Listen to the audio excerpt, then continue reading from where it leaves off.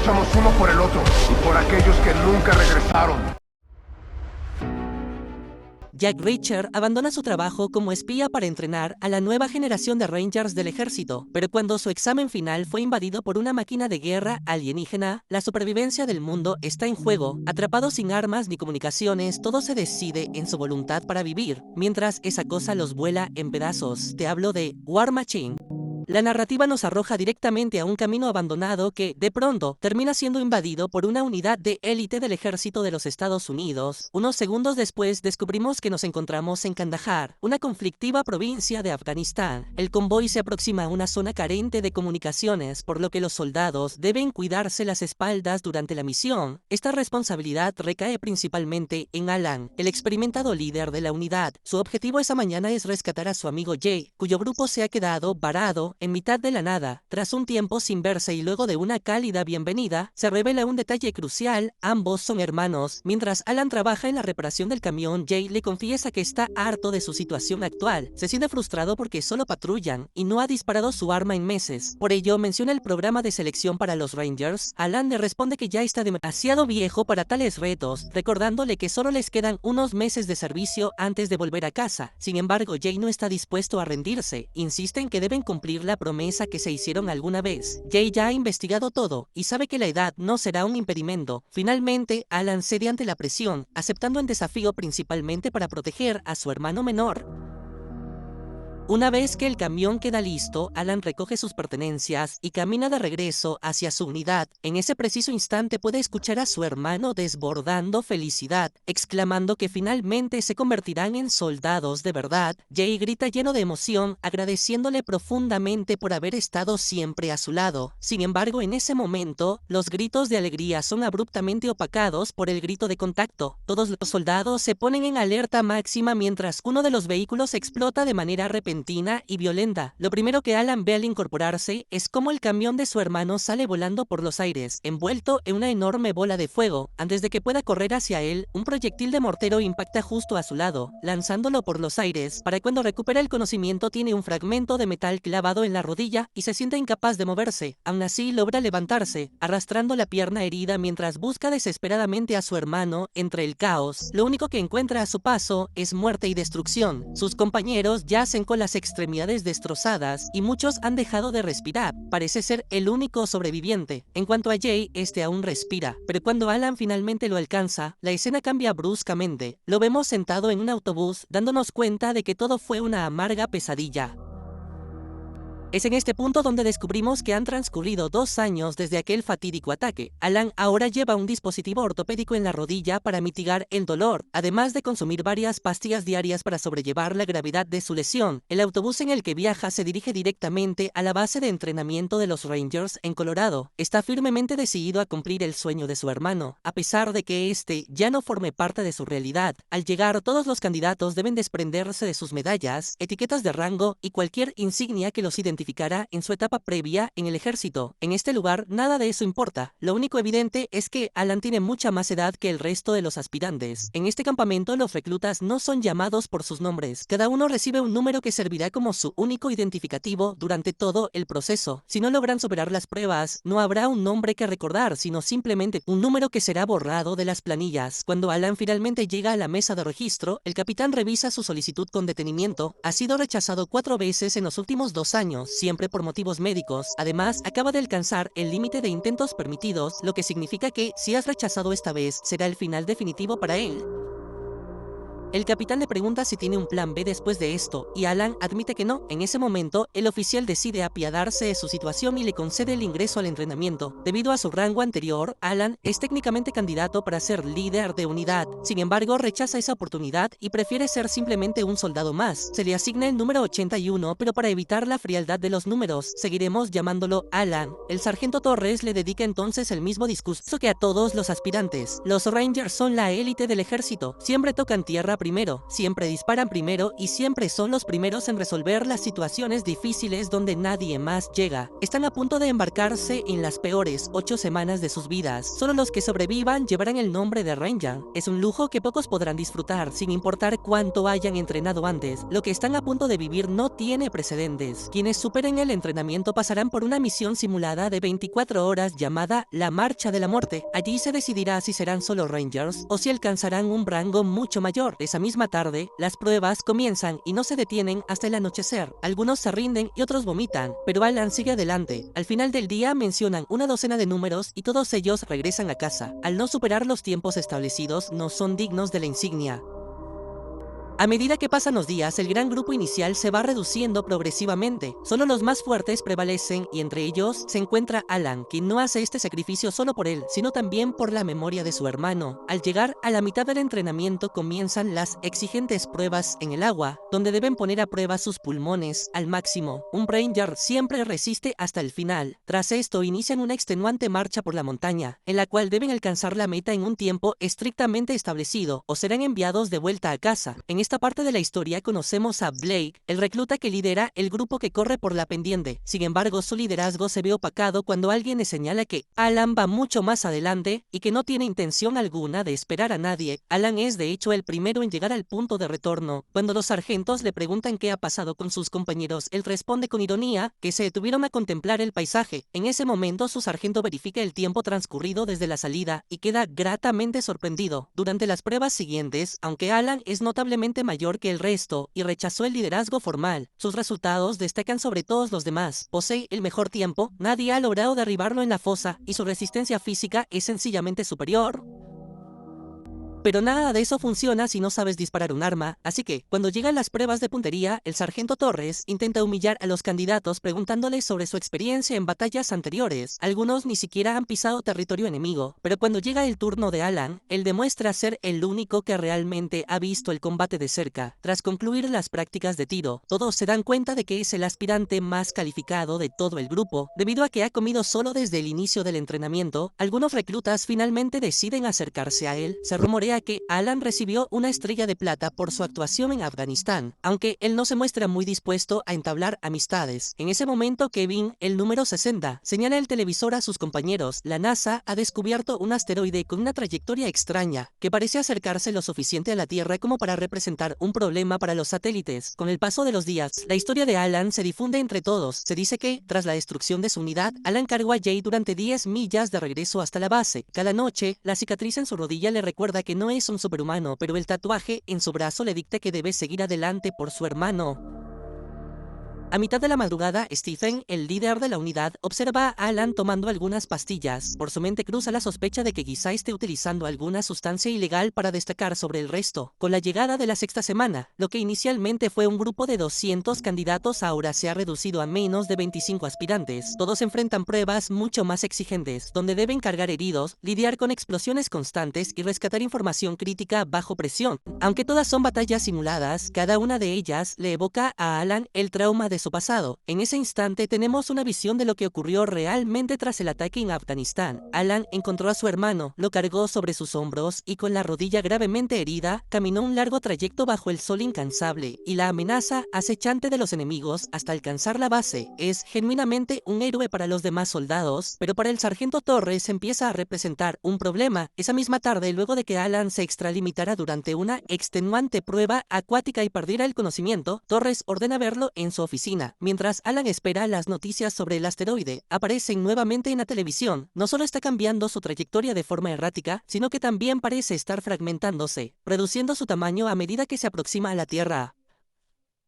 Torres lo lleva ante el capitán Sheridan, que le informa que ha solicitado su expediente completo de la base. Tras el ataque, lo primero que hizo Alan fue postularse para los Rangers. Ni siquiera asistió a las sesiones de terapia física o mental. Esto confirma que los altos mandos saben de su lesión en la rodilla, aunque todavía no comprenden cómo ha logrado mantenerse al frente de la clase. Sugieren que su deseo es excesivo, o que quizás está obsesionado, lo cual los hace dudar seriamente de su estabilidad mental. Expulsarlo directamente sería una deshonra. Por ello, Sheridan Alan le presenta una carta de renuncia voluntaria y le pide que la firme. Sin embargo, dado que Alan no ha fallado en ninguna prueba física y sus evaluaciones psicológicas indican que es estable, no tienen una razón válida para echarlo. Él se niega rotundamente a firmar. Durante la última selección, Torres cambia la dinámica. En lugar de mencionar los números eliminados, nombra a los que han aprobado. Por un instante, Alan teme haber sido expulsado, pero la realidad es que solo tiene 30 minutos para prepararse, pues la marcha de la muerte los espera. La misión simulada es clara: un avión aliado ha caído en terreno enemigo. Deben recuperar información valiosa de la aeronave y luego destruirla para evitar que sea utilizada en su contra.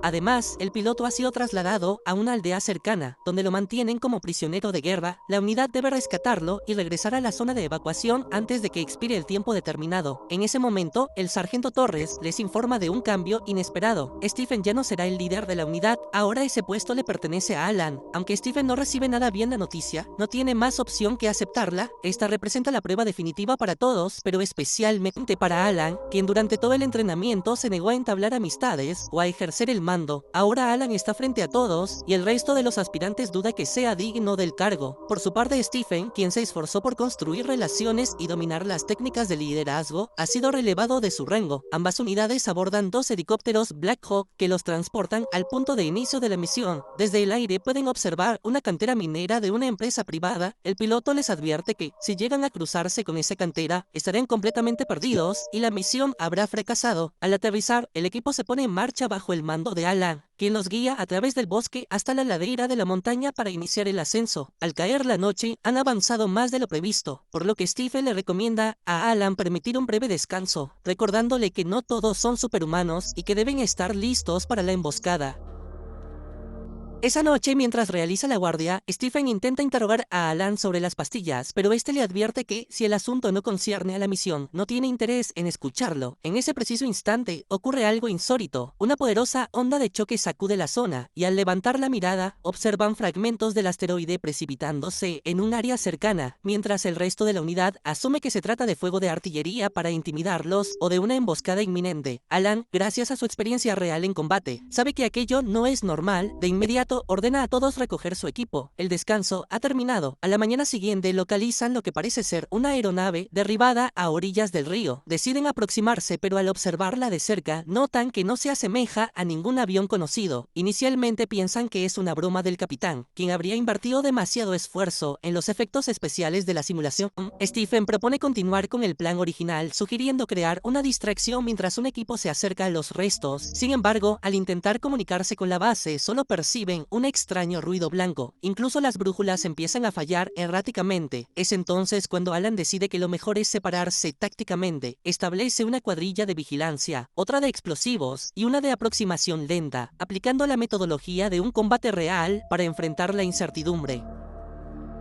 La unidad de aproximación se divide en 2 grupos para flanquear la aeronave. Alan razona que, si el enemigo está cerca, esta formación les permitirá repeler cualquier ataque con mayor facilidad. Sin embargo, apenas unos segundos después de alcanzar el objetivo, los soldados se percatan de que aquello no es un avión en absoluto. Mientras tanto, el equipo de explosivos prepara la distracción necesaria para la maniobra, pero en ese instante Alan nota un destello metálico reflejándose desde una colina cercana. De inmediato le pide a Alex, su segunda al mando, que mantenga la vigilancia mientras él se desplaza para investigar el origen del brillo. En ese momento crítico, Stephen decide ignorar las órdenes directas de Alan y se adelanta por su cuenta. Ordena a los reclutas colocar las cargas explosivas en el extraño objeto, preparándose para volarlo en 1000 pedazos. Simultáneamente, Alan descubre el verdadero avión del ejercicio, oculto estratégicamente entre la maleza del bosque. Lo siguiente que se escucha es una detonación masiva. Los soldados han activado los explosivos y una densa nube de humo negro lo cubre todo. Al oír el estruendo, Alan corre desesperadamente para reunirse con su unidad. Cuando el humo finalmente se disipa, descubren con horror que la estructura está intacta. Peor aún, parece haber despertado. En cuestión de segundos, la entidad comienza a elevarse del suelo mientras despliega múltiples sistemas de armamento. Los reclutas comprenden que han cometido un error catastrófico, y Stephen queda completamente paralizado ante la magnitud de lo que tiene frente a él. De repente, varios láseres escanean la zona y los cubren a todos por completo. Una vez que el escaneo finaliza, el haz de luz cambia de color azul a rojo y comienza el desastre. El sistema de armas se activa y la máquina abre fuego contra la unidad, aniquilando a varios soldados en solo unos segundos. Esa cosa parece haber memorizado la posición exacta de cada uno de ellos y dispara sin contemplaciones. Justo cuando llega el turno de Alex, Alan aparece de la nada y la desplaza fuera del área de tiro, salvándole la vida en el último instante. Alan ordena la retirada inmediata. Comprende que nada de esto es un simulacro ni una misión de entrenamiento. Han cometido un error catastrófico y están frente a un enemigo real y letal. La unidad retrocede desesperadamente hasta un risco, pero justo cuando creen estar fuera del alcance, una granada cae desde el cielo frente a ellos. Para sobrevivir, el equipo se arroja al vacío por el acantilado, golpeándose violentamente contra las rocas y sufriendo heridas de gravedad durante el descenso. Algunos sufren traumatismos craneales y otros quedan empalados, reduciendo el tamaño de la unidad a cada segundo. Al ver a sus hombres malheridos, Alan no puede evitar ser asaltado por una visión del pasado, el momento exacto en que encontró a su hermano moribundo. Al mirarse la mano, nota que tiene varios dedos fracturados, pero el dolor no lo detiene. Se los coloca de nuevo en su sitio y se pone de pie. Steven tiene una herida en la pierna, pero eso no se compara en nada con su compañero, quien ha quedado empalado tras la caída. Mientras los demás se ocupan de los heridos, Alan asume el riesgo de subir nuevamente al risco para intentar recuperar la radio. Una vez arriba, se topa con un escenario de destrucción total. Los restos de sus compañeros están esparcidos por doquier y la máquina parece haber desaparecido de la vista. Sin embargo, la peor noticia no es solo el número de bajas, sino el hecho de que la radio ha sido atravesada por un disparo, dejándolos completamente incomunicados. De repente, los gritos de auxilio de un sobreviviente captan su atención, pero antes de que Alan pueda intervenir, la máquina regresa y lo ejecuta de forma fulminante con un misil directo al rostro. Alan regresa de inmediato con su unidad y les comunica las nefastas novedades. 2 compañeros más han muerto, pero la verdadera amenaza es que esa máquina sigue activamente su rastro. Necesitan salir de allí cuanto antes o se unirán a los caídos en cuestión de segundos. Alan les ordena abandonar las armas, ya que solo cuentan con munición de fogueo, que resulta inútil contra semejante enemigo. El número 96 se queda atrás para ayudar a bajar a Stephen con cuidado, pues su pierna no tolera más daño. En ese preciso instante, la brújula de Alan comienza a girar de forma errática y descontrolada. Un segundo después, la máquina aparece repentinamente detrás del número 96 y 2 misiles lo vuelan en pedazos. En el fondo del risco, Stephen sufre otra caída y Alan le ordena de inmediato a la unidad que le cubra la boca. Deben mantener un silencio absoluto. Desde la parte superior, el escáner de luz azul vuelve a aparecer sobre ellos. Parecen estar a salvo por el momento, pero de pronto Stephen estira la pierna por accidente y su pie queda dentro del rango del escáner. En un instante, la luz pasa de azul a rojo y Alan comprende que es el momento de correr por sus vidas. La unidad huye lo más rápido que puede mientras Alan arrastra a Stephen con todas sus fuerzas. Mientras tanto, cuando los misiles pierden alcance, la máquina dispara una docena de granadas que destruyen todo a su alrededor. Por suerte, algunos logran sobrevivir y alcanzan la protección de la colina. El hueso de la pierna de Stephen ha quedado expuesto y no cuentan con morfina para el dolor. Lo que Alan debe hacer a continuación para salvarle la vida le dolerá como nada que haya experimentado antes. El sufrimiento es tal que Stephen termina desmayándose. En ese momento, Alan les relata lo que vio en el bosque. No sabe qué es esa cosa, pero tiene claro que anula las comunicaciones y no es el avión que buscaban. Su única esperanza es llegar a la aldea a 8 kilómetros. Debido al poder de destrucción del enemigo, deben avanzar pegados al suelo. Sin embargo, más adelante se topan con un río. Para cruzarlo deben improvisar una tirolesa y uno de ellos debe cruzar nadando. Antes de que los demás puedan reaccionar, Alan se ofrece voluntario. Antes de marcharse, Alan les entrega una brújula con una advertencia clara. Si el dispositivo comienza a girar erráticamente, significa que esa cosa está cerca y deben saltar al agua de inmediato. Tras esto, Alan se arroja a la corriente, nadando con fiereza contra la fuerza del río. Por unos angustiantes segundos parece que los remolinos lo han succionado, pero repentinamente emerge victorioso en la otra orilla. Ahora, su única tarea es localizar un árbol lo suficientemente robusto para asegurar la cuerda y permitir que el resto comience el cruce. Dado que Blake obtuvo la mejor calificación en técnicas de tirolesa, él es el encargado de arrastrar a Stephen, mientras los demás esperan su turno. Por desgracia, a mitad del trayecto, un nudo en la cuerda complica la maniobra y una parte de la camilla improvisada se fractura, dejando a Stephen colgando peligrosamente sobre el cauce. La unidad debe emplear todas sus fuerzas para mantenerlo fuera del agua, lo que provoca que descuiden la vigilancia de la brújula. La máquina aparece poco después. Con un solo disparo certero, el enemigo elimina a uno de los soldados y destruye la cuerda, provocando que toda la unidad decaiga al río. Alan es quien experimenta la muerte más de cerca, ya que la máquina aguarda cada vez que él sale a la superficie para dispararle. Por suerte alcanzan los rápidos y se alejan lo suficiente para quedar fuera de su alcance. Momentos después, Alan divisa a Stephen y nada hacia él con urgencia. El resto de la unidad les lleva algo de ventaja, pero cuando una enorme cascada aparece frente a ellos, comprenden que ya no hay vuelta atrás para nadie.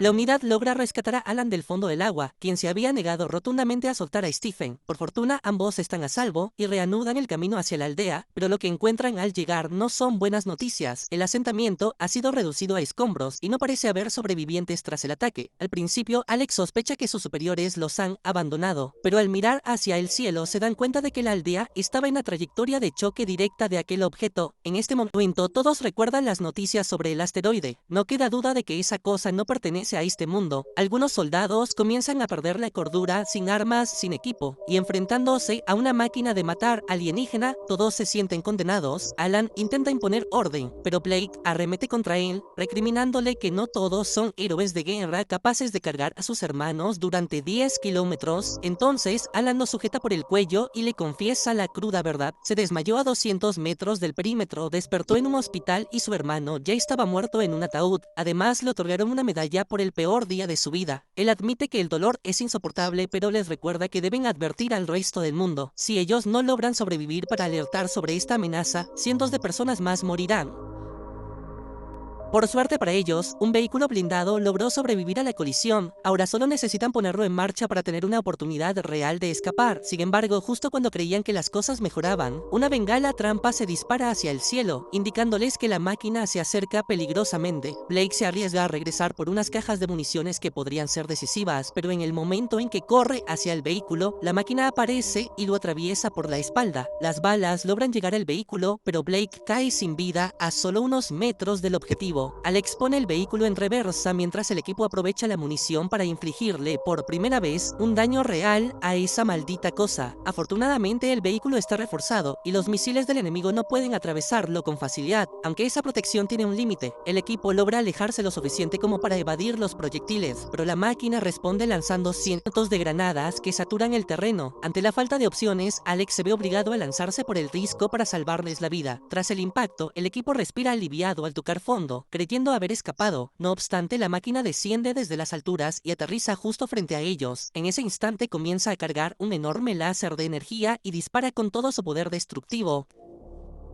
El láser desintegra la transmisión del vehículo, dejándolos inmovilizados y a merced de esa entidad. Utilizando todo lo que tienen a su disposición, el equipo contraataca, pero poco a poco todos terminan gravemente heridos. Uno de ellos incluso pierde un brazo. Con el segundo disparo del láser, la parte trasera del vehículo queda completamente destruida, y Stephen sale despedido por el impacto. Alan logra sujetarlo durante unos segundos, pero al final no puede evitar que su amigo perezca. Alan le grita a Alex que detenga el auto, pero al mirar hacia el volante descubre que ella ha muerto y el vehículo se estrella violentamente contra una roca. Tras una visión sombría del día en que murió su hermano, Alan despierta alterado. El automóvil está hecho añicos y el resto de su unidad ha fallecido. Parece que, una vez más, es el único sobreviviente. El último disparo de mortero que efectuó hacia la montaña logró darle algo de tiempo, dejando a la máquina sepultada bajo los escombros. Segundos después, Alan divisa gran parte de la máquina en una colina cercana, emitiendo una señal hacia el espacio. Cerca de allí, encuentra a Stephen y contra todo pronóstico aún sigue con vida. Sin embargo, su suerte se agota. Las llamas del vehículo destruido detonan las municiones, atrayendo la atención del enemigo. Un segundo después, el láser emerge desde la colina y analiza los restos. Acto seguido, la máquina comienza su descenso por la montaña.